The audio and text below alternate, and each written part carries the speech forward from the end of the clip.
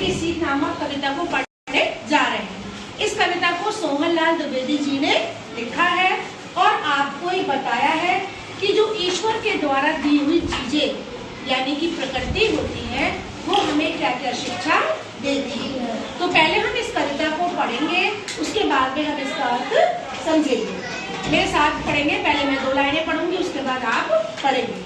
पर्वत कहता शीश उठाकर तुम भी ऊंचे बन जाओ, पर्वत कहता शीश उठाकर तुम भी ऊंचे बन जाओ, सागर कहता है लहरा कर मन में गहराई लाओ, सागर कहता है लहरा कर मन में गहराई लाओ, समझ रहे हो क्या कहती है उठ उठ गिर गिर तरंग तरंग, समझ रहे हो क्या कहती है उठ उठ गिर गिर तरंग तरंग, भर लो अपने मन में मीठी मीठी मृदुल उमंग, भर लो अपने मन में मीठी मीठी मधुर उमंग, पृथ्वी कहती धैर्य न छोड़ो कितना ही हो सिर पर भार, पृथ्वी कहती है न छोड़ो कितना ही हो सिर पर भार, नभ कहता है फैलो इतना ढक लो तुम सारा संसार, नभ कहता है फैलो इतना ढक लो तुम सारा संसार। अब आप देखेंगे कि इस कविता में प्रकृति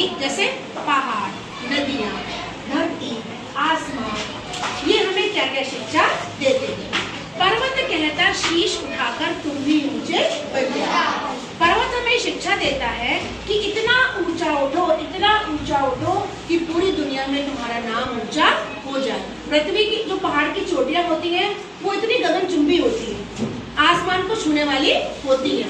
तो ये आपको सिखाता है पर्वत कि आप भी इतने ऊंचे उठो कि आपका नाम आसमान को छुए, यानी कि दुनिया का हर व्यक्ति आपके नाम को जाने और पहचाने।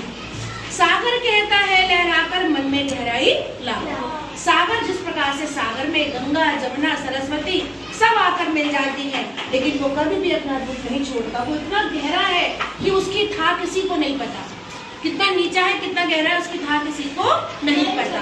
तो आप भी इतने गहरे बनो कि आपके ऊपर संसार के किसी भी सुख दुख का कोई फर्क ना पड़े। अपने मन में इतनी गहराई लाओ कि आपके मन में इस सामाजिक दुनिया का कोई भी फर्क ना पड़े। आप ठहराव लाओ अपनी जिंदगी में और कुछ करके ऊंचा दिखाओ।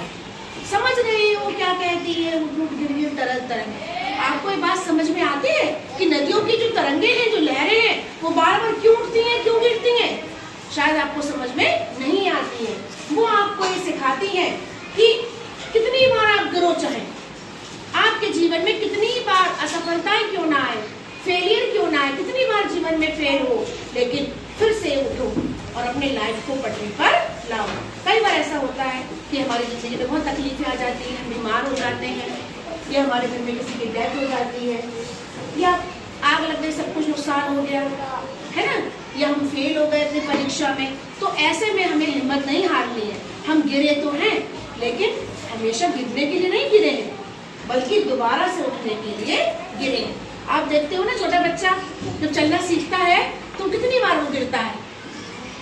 अगर वो डर जाए तो जिंदगी में वो कभी चल ही ना पाए। लड़के साइकिल चलाना सीखते हैं, बाइक चलाना सीखते हैं, स्कूटी चलाना सीखते हैं, तो गिरते हैं ना, कितनी बार गिरते हैं, लेकिन फिर से क्या करते हैं, चढ़ जाते हैं और साइकिल स्कूटी चलाने में एक्सपर्ट हो जाते हैं। ऐसे हमारा जीवन है। हमारे जीवन में कितनी भी असफलताएं क्यों ना आए, लेकिन हम फिर से सफलता की ओर बढ़े। गिरे लेकिन उठने के लिए उठे और अपनी लाइफ को फिर से पटरी पर ले आए।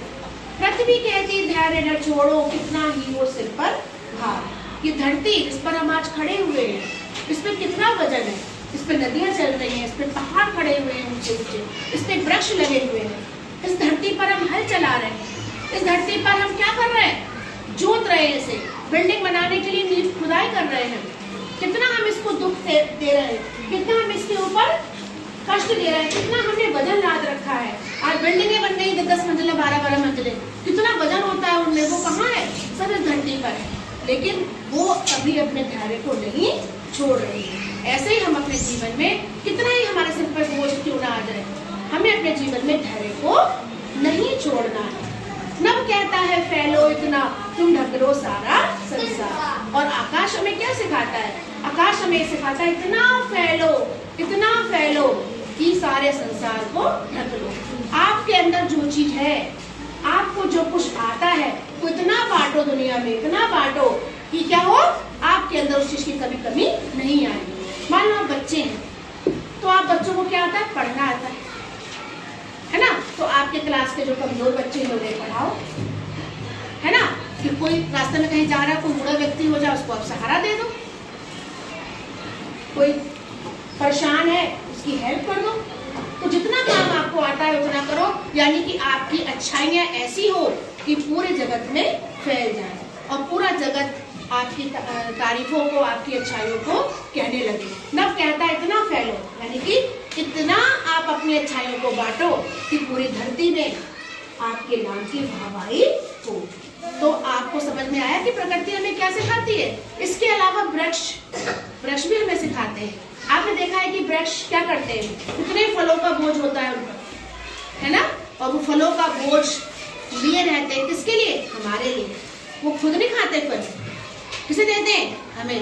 उनके फूल हम लेते हैं, उनकी लकड़ी हम लेते हैं, उनकी छाल, पत्तियां, हर चीज को हम यूज करते हैं, लेकिन वो तब भी तले हुए खड़े रहते हैं। तो प्रकृति की दी हुई हर चीज, चाहे वो धरती हुई, चाहे आकाश हुई, नदियां हुई, फूल हुए, पेड़ हुए, पौधे हुए, हवा हुई, ये सब हमें कुछ ना कुछ सिखाती है।